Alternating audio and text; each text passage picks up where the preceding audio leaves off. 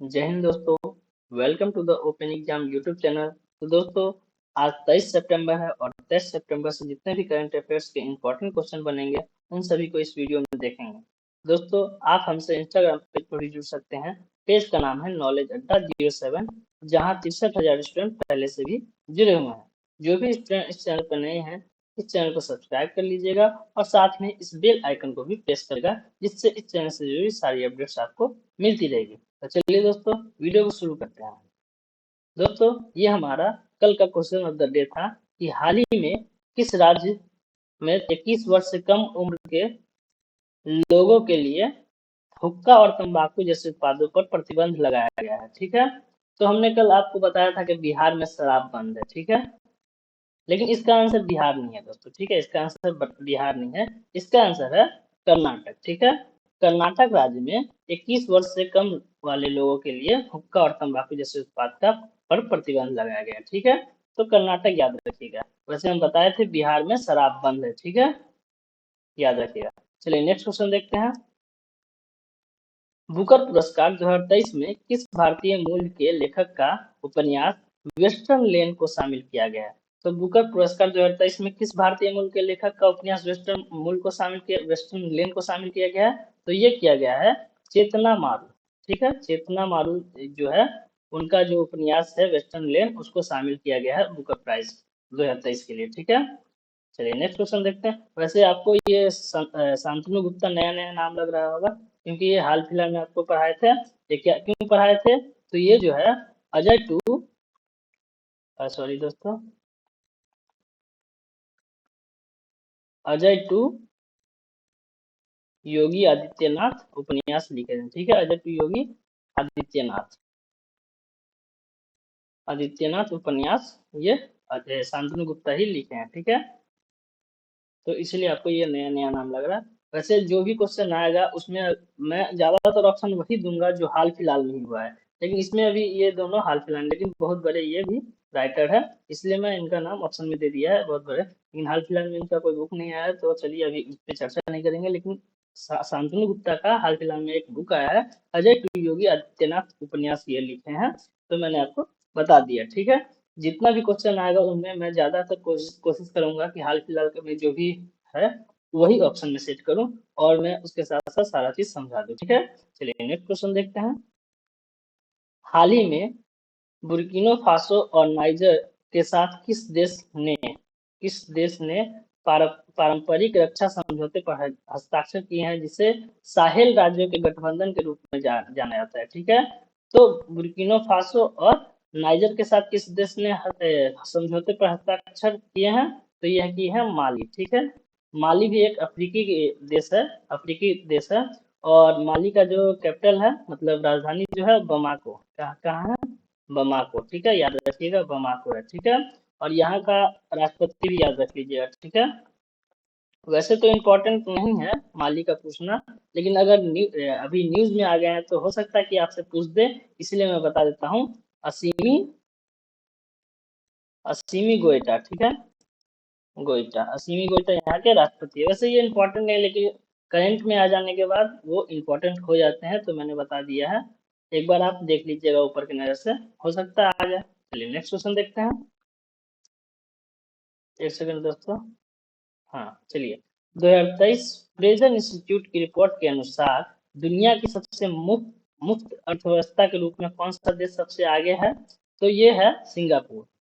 और सिंगापुर जो है वो अभी हांगकांग को पीछे छोड़कर आए हैं। ठीक है, सिंगापुर फर्स्ट पे आ गए हैं। ठीक है, हांगकांग को पीछे छोड़ दिए हैं। तो बात आई है सिंगापुर की, तो चलिए सिंगापुर के बारे में जान लेते हैं। तो सिंगापुर का जो कैपिटल है वो सिंगापुर सिटी ही है। ठीक है, सिंगापुर का जो कैपिटल है सिंगापुर सिटी है। ठीक है, और यहाँ का जो पीएम है, प्रधानमंत्री जो है, वो है ली हसीन लुंग। ठीक है, ली हसीन लुंग। ठीक है, और यहाँ का जो राष्ट्रपति है, राष्ट्रपति भी याद रखिएगा। राष्ट्रपति कौन है? थारमन थारमन सामुंगा। उनका नाम भी थोड़ा बड़ा है, तो मुझे भी प्रोनाउंसिएशन नहीं हो रहा।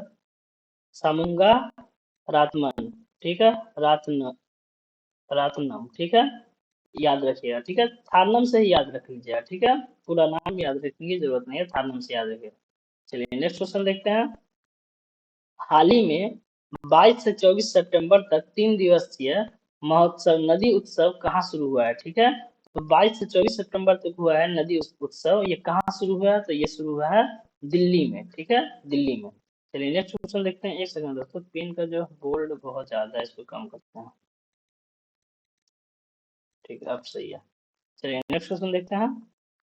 2023 का नॉर्मन बोरलॉग फील्ड पुरस्कार से किसे सम्मानित किया गया है, तो 2023 का नॉर्मल नहीं, नॉर्मन बोरलॉग फील्ड पुरस्कार से ये सम्मानित किया गया है स्वाति नायक को, ठीक है, स्वाति नायक को याद रखिए, स्वाति नायक को सम्मानित किया गया, ठीक है।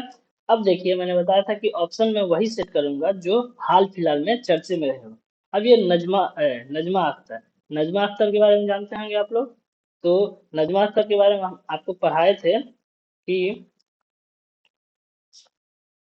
नजमा अख्तर जो है, उन्हें अकादमिक क्षेत्र में लाइफ टाइम अचीवमेंट पुरस्कार मिला है, ठीक है, मैं लिख देता हूँ, अकादमिक अकादमिक क्षेत्र में लाइफ टाइम अचीवमेंट, ठीक है, life time achievement achievement award से इनको नजमा अख्तर को सम्मानित किया गया, ठीक है। संजय मिश्रा कौन है, तो इन्हें एम गोखले पुरस्कार में से सम्मानित किया गया था, ठीक है, एम गोखले पुरस्कार। और ये मंगू भाई पटेल को किससे सम्मानित किया गया था, तो ये लंदन में अंतर्राष्ट्रीय उत्कृष्टता पुरस्कार से सम्मानित किया गया था, ठीक है, लंदन में अंतर्राष्ट्रीय उत्कृष्टता, ठीक है, उत्कृष्टता पुरस्कार से सम्मानित किया गया था।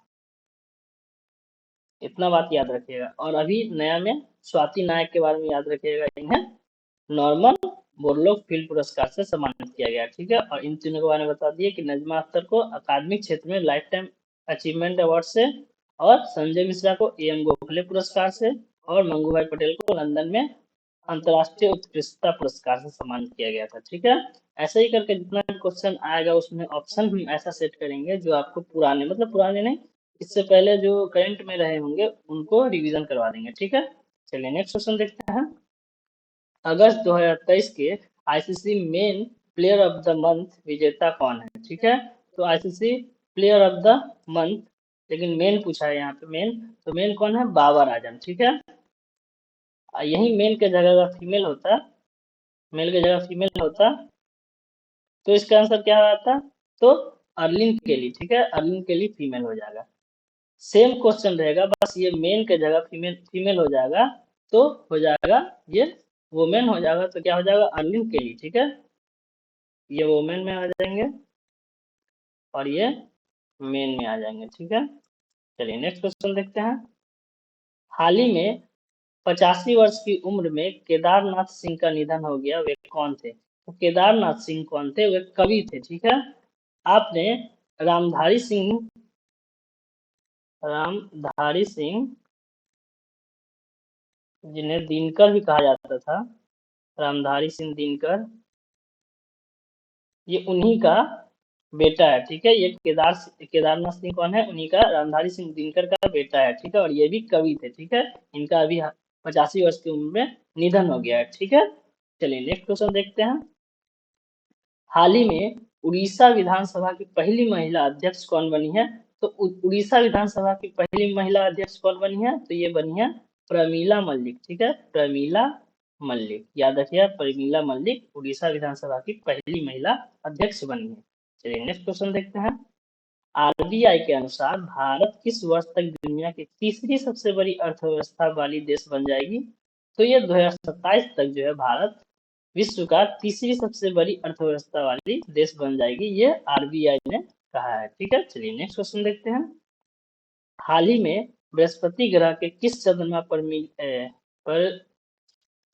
कार्बन डाइऑक्साइड मिली है, ठीक है, बृहस्पति ग्रह के किस चंद्रमा पर कार्बन डाइऑक्साइड मिली है, तो ये यूरोपा पर मिली है, ठीक है। यूरोपा पर अभी कार्बन डाइऑक्साइड मिली है, तो यानी आपको इससे ये भी याद होगा कि यूरोपा जो है वो बृहस्पति ग्रह का ही चंद्रमा है, ठीक है। वैसे ज्ञानीमीड भी बृहस्पति ग्रह का चंद्रमा है, ये दोनों जो है ज्ञानीमीड और यूरोपा बृहस्पति का है, ठीक है, बृहस्पति का है।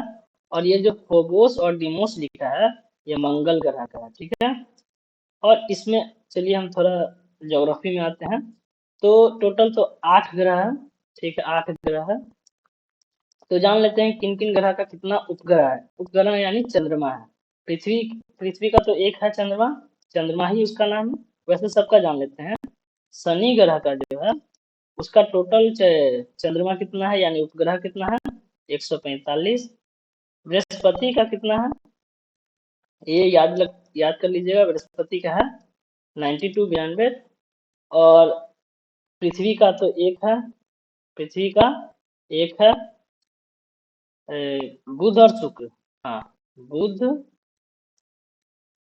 और शुक्र, इनका 0 0 है, ठीक है, इनका होता ही नहीं है।